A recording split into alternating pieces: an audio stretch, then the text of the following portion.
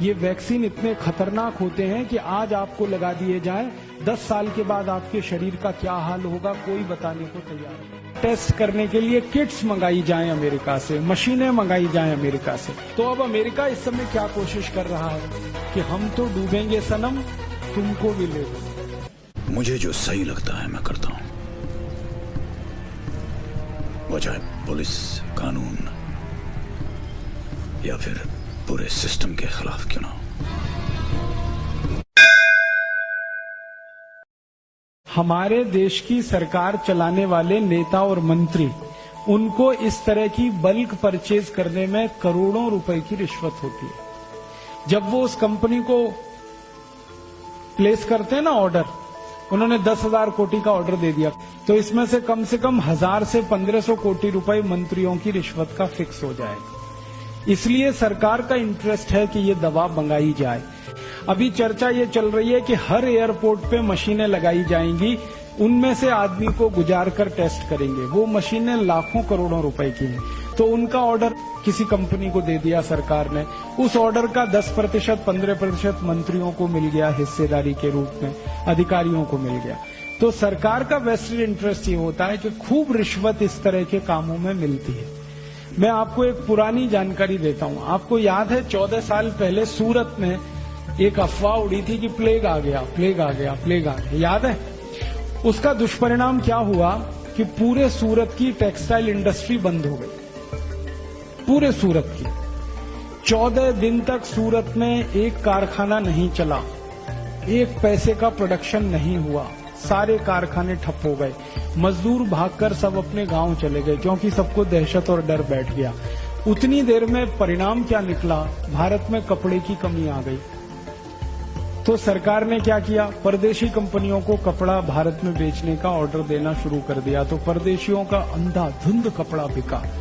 और उसके बाद 14 दिन के बाद फिर खबर आई कि प्लेग नहीं है, प्लेग नहीं है। वापस लोग आए, लेकिन वापस आने में 6 महीने लग गए और फैक्ट्री चलाने में 6 महीने लग गए। 6 महीने तक भारत का बाजार विदेशी कंपनियों ने कपड़े से भर दिया और पूरे खेल में 14,000 कोटी का नुकसान भारत देश को हुआ। ये 14 साल पहले सूरत में हुआ था। फिर बाद में वैज्ञानिकों ने जांच की तो पता चला कोई प्लेग नहीं था, सिर्फ अफवाह थी। और वो अफवाह उन कंपनियों ने फैलाई थी जिनको भारत में कापड़ बेचना था। यही खेल अभी हो रहा है। और अभी खेल क्या हो रहा है? पुणे कितने दिन से बंद है? 8 दिन हो गए। पुणे में एक दिन की गतिविधि जो चलती है, जिसको अंग्रेजी में हम सब ट्रांजैक्शन कहते हैं, कितने करोड़ का होगा? 500 कोटी। अब 500 कोटी का ट्रांजैक्शन एक दिन का, तो 8 दिन का 4,000 कोटी रुपए नुकसान हो गया पुणे का, सिर्फ एक झूठी अफवाह के आधार पर। अब ये 4,000 कोटी का नुकसान तो हो ही गया, वो एक बात है।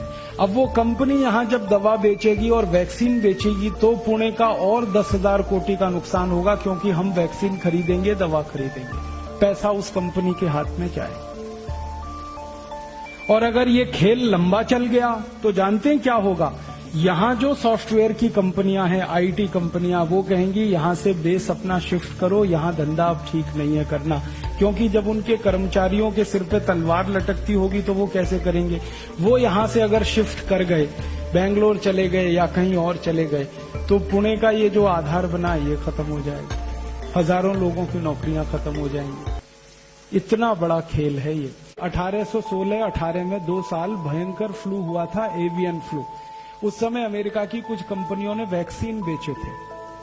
एवियन फ्लू के जो वैक्सीन लगाए गए ना लोगों को, वो सब लोग मरे। और कितने लोग मरे मालूम है? 4.5 करोड़ सारी दुनिया में। माने 4.5 करोड़ लोगों को अमेरिकन कंपनियों ने जो वैक्सीन लगाए वो सब मर गए, और जिन्होंने वैक्सीन नहीं लगाया था वो सब जिंदा रहे।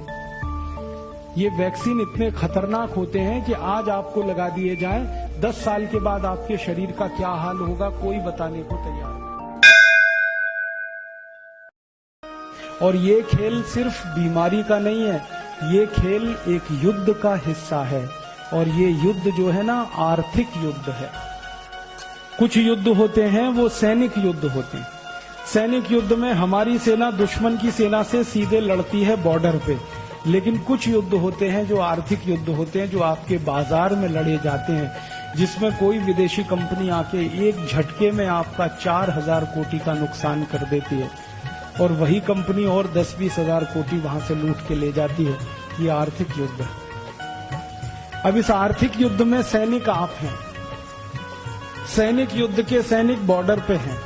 आर्मी के, एयरफोर्स के, नेवल फोर्स के सैनिक हैं। वो बॉर्डर पे देश की एक एक इंच जमीन की रक्षा करने के लिए लड़ रहे हैं। तो आप देश के आर्थिक युद्ध के सैनिक बने, जो देश का एक एक रुपया, एक एक पाई, एक एक धन की संपत्ति को बचाने की लड़ाई लड़े।